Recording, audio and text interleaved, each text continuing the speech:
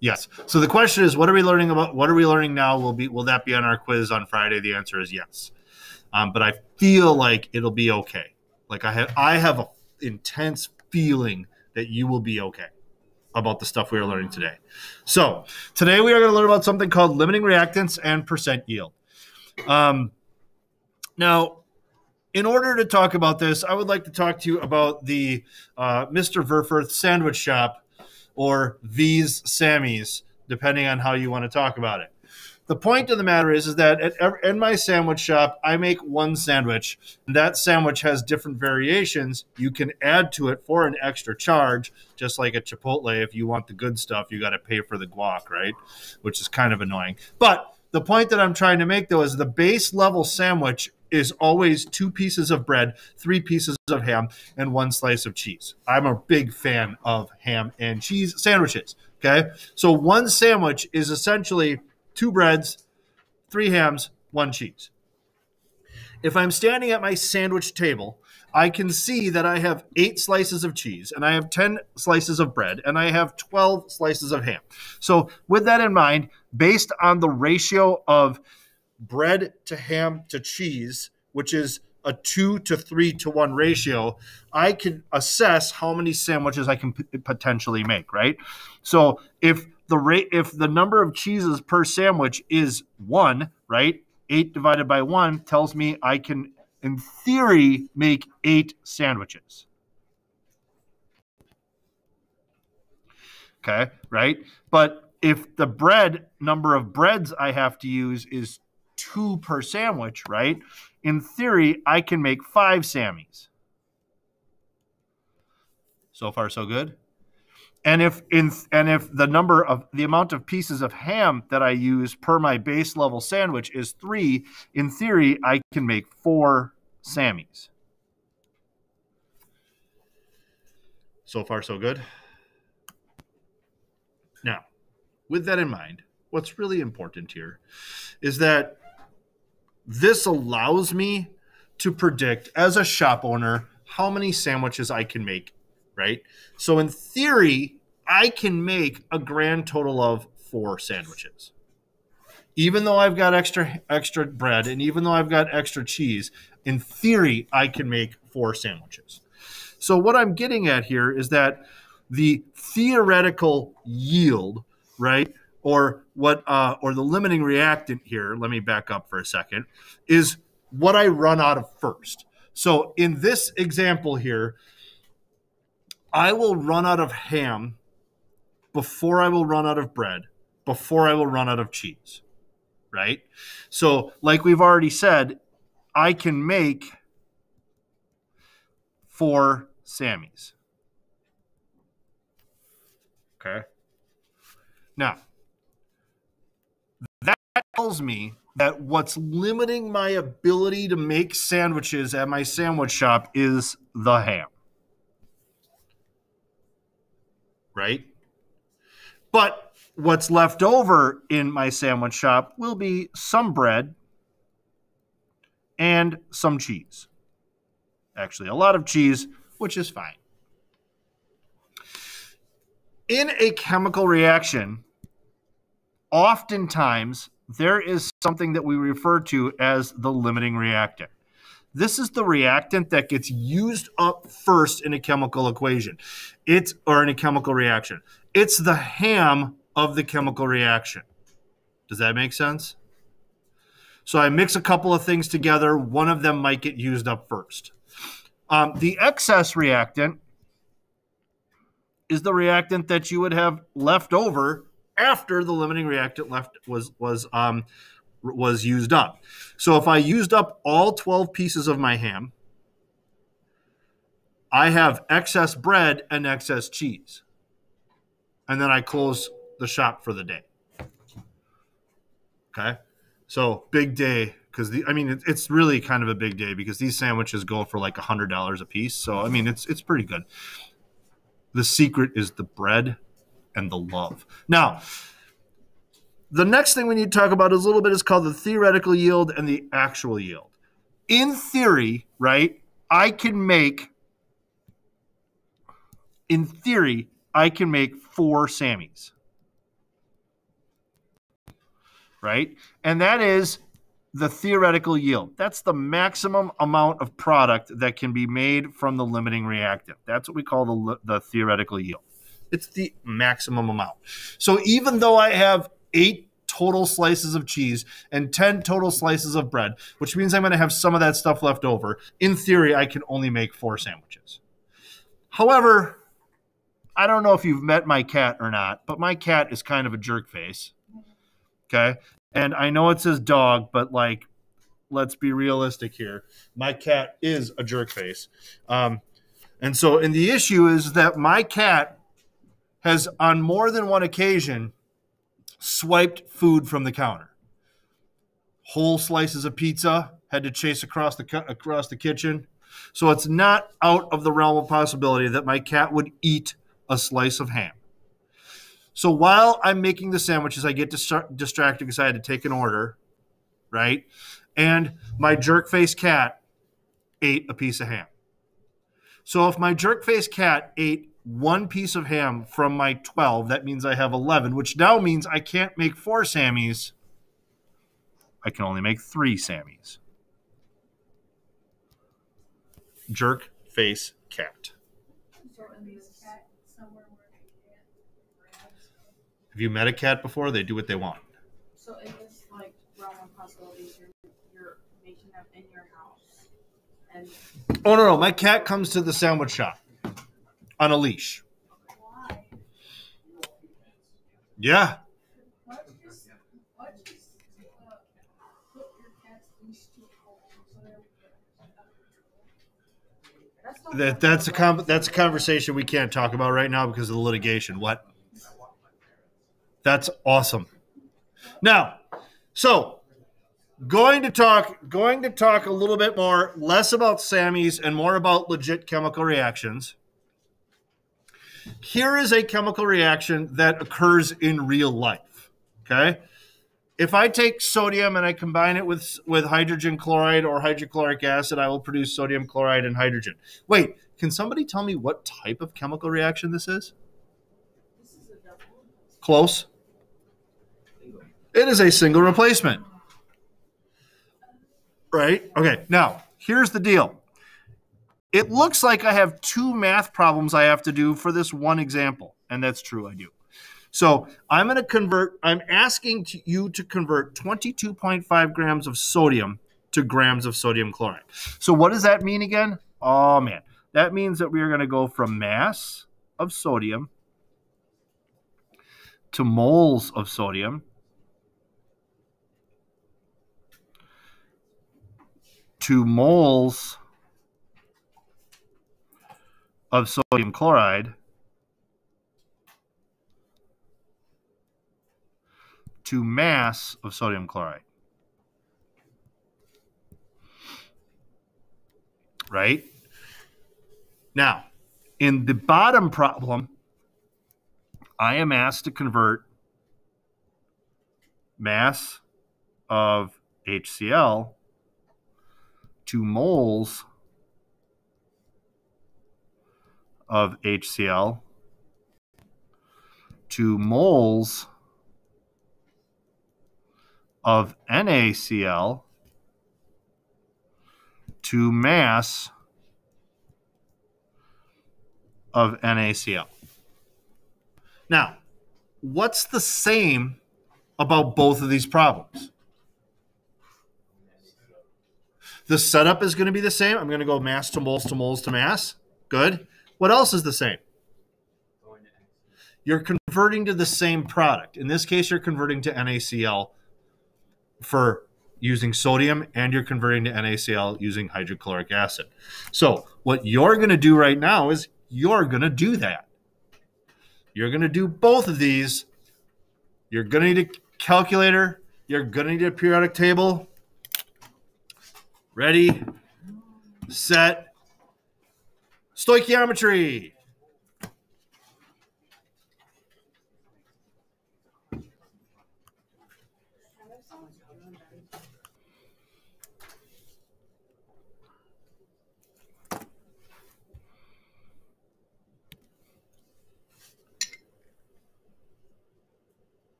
Okay, a lot of you are getting to the point where you're getting close to being donezo with this. Okay, hopefully you determined that when you converted 22.5 grams of sodium to grams of sodium chloride, you got 57.2 with sig figs grams of NaCl. And hopefully that you took 30.0 grams of HCl and converted it to grams of sodium chloride, and you got 48.1 grams of NaCl. And a lot of you are shaking your heads, so that makes me feel good about my math. Now, so did I go too fast? I know. So we need to talk a little bit about going back to the theoretical yield, the limiting reactant, and the excess reactant. So the theoretical yield is the amount of product that can be produced in theory. So remember, my sandwiches, in theory, I can make 4 sandwiches, right? And in theory, I can make, in this example, 48.1 grams of sodium chloride. The common mistake that the students want to make is they want to take the higher one, which if you were in my class first hour, I made that mistake. So didn't have enough coffee. So the reason why it's the lower one is because if we talked about the idea of excess reactant and limiting reactant, the limiting reactant is the reactant that's going to get used up in a chemical reaction first. And if the limiting reactant is going to get used up in a chemical reaction first, it's going to actually produce less product. So in this example, the theoretical yield is 48.1 grams of NaCl because the limiting reactant let me phrase that differently. Because that is the maximum amount of product that can be made when the limiting reactant runs out.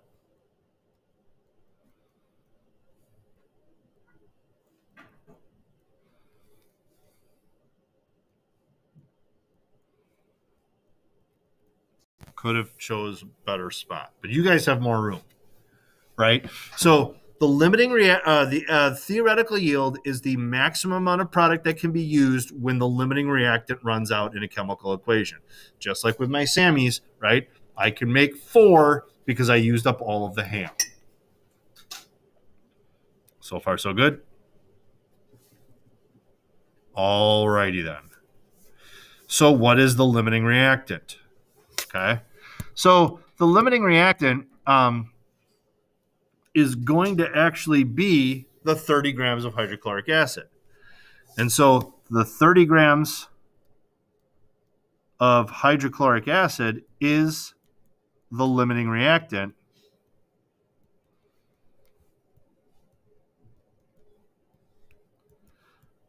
because it gets used up first.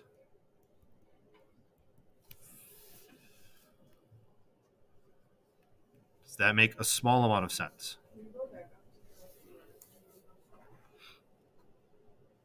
In a moment.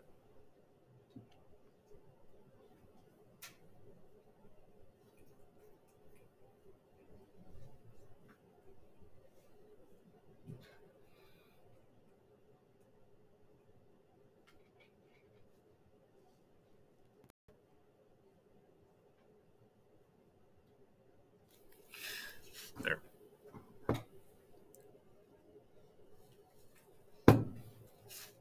And so if we've decided that the limiting reactant is the 30 grams of hydrochloric acid, then that would mean that the excess reactant is the 22.5 grams of sodium. Okay. And so I got to scroll down to write that, but hold on.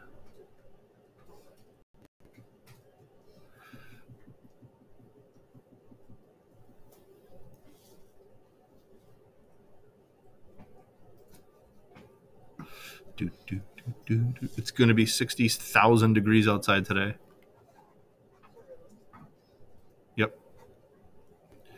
Okay, so here is going to be my excess reactant.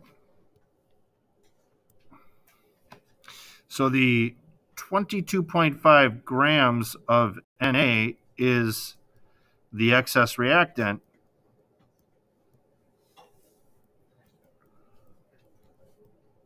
Because there will be some left over.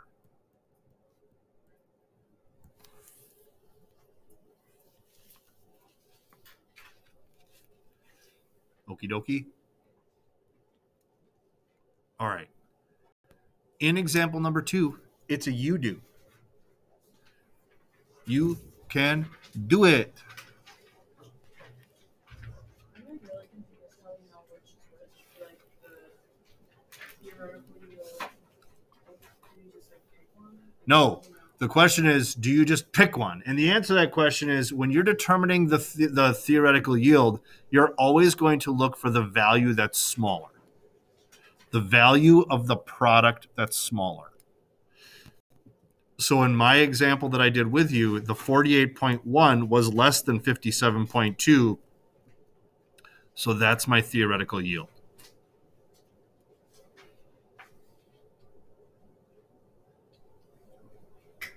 So you give this one a go.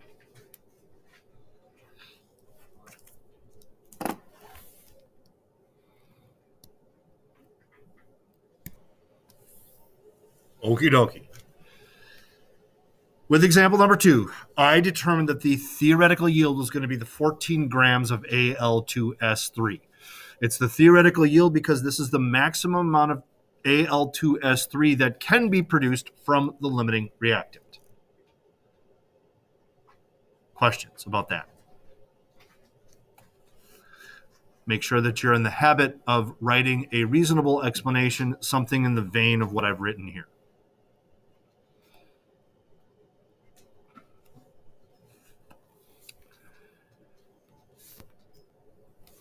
So that would tell me then that the limiting reactant is the 5 grams of aluminum, and that's the limiting reactant because all of the aluminum will get used up first in this reaction.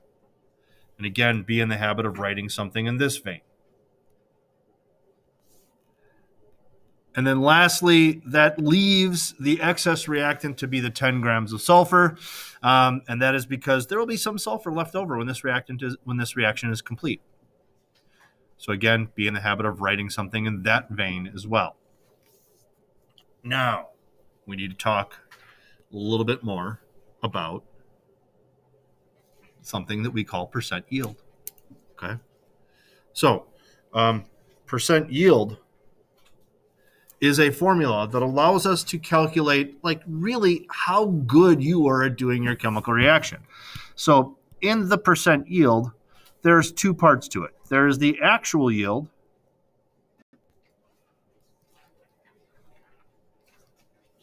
and there is the theoretical yield.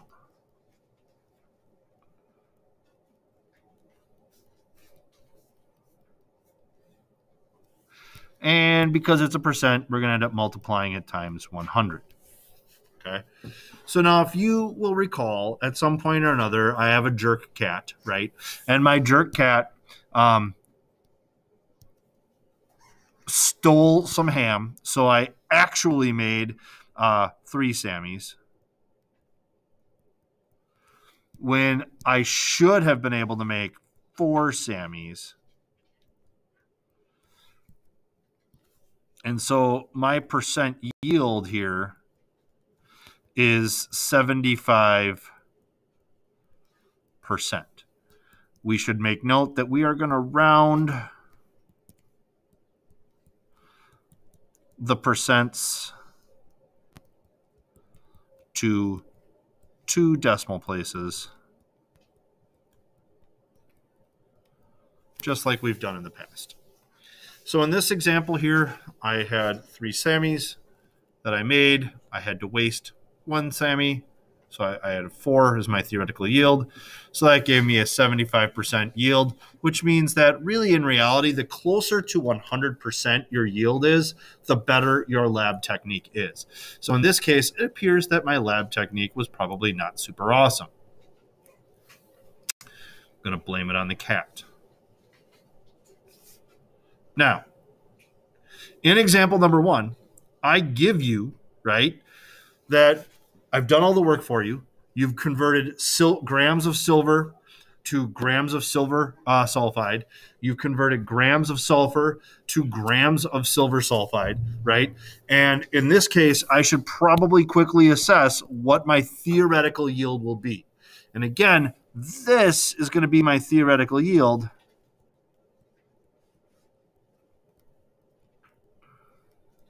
Because it's the maximum amount of product that I can produce when my limiting reactant runs out first. Or, hint, hint, wink, wink, nudge, nudge, it's the smaller product value, okay? Now, in this problem, though, I'm told that I'm going to calculate the percent yield if we actually recover 110 grams of silver sulfide in the lab. So in this case here, we are going to use our formula, which is like percent yield, which we know is actual over theoretical,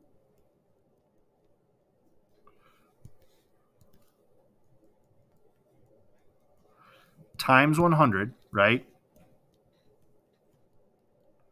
So in this problem, I'm going to take my actual value that I recovered, which is 110 grams of silver sulfide, over my theoretical yield, which I should have produced 144 grams of silver sulfide,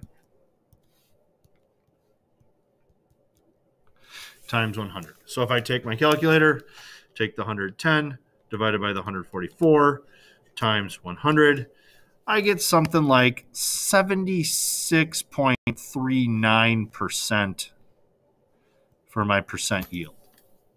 Not too great. Somebody probably spilled something. The cat.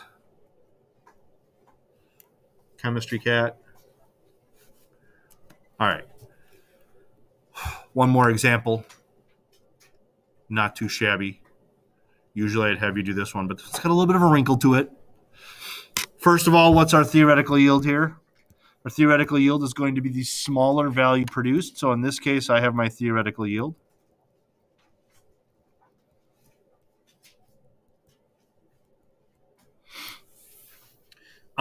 It's asking me to calculate my actual yield when my percent that I want to obtain is 80%, right? So if I throw this into the formula, right, 80% equals actual yield over my theoretical yield, which is 68.2 grams of CH3OH, times 100. First thing I'm going to do is I'm going to divide both sides by 100. Yeah? So that's going to give me 0.80, right? Which will equal actual over the theoretical, which we already said was 68.2 grams of CH3OH. Hopefully you're going to recognize that I'm going to multiply both sides by 68.2.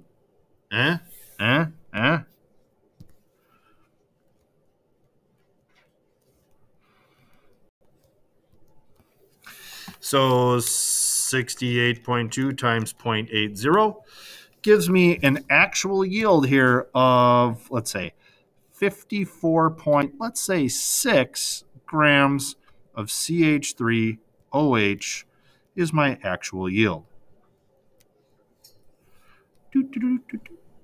All right. And that's that. Hopefully it doesn't feel too bad, too complicated. Hopefully you're like, I think this isn't so hard. But if you do have any questions, please, please, please don't hesitate to ask. That being said, that concludes our lesson for today.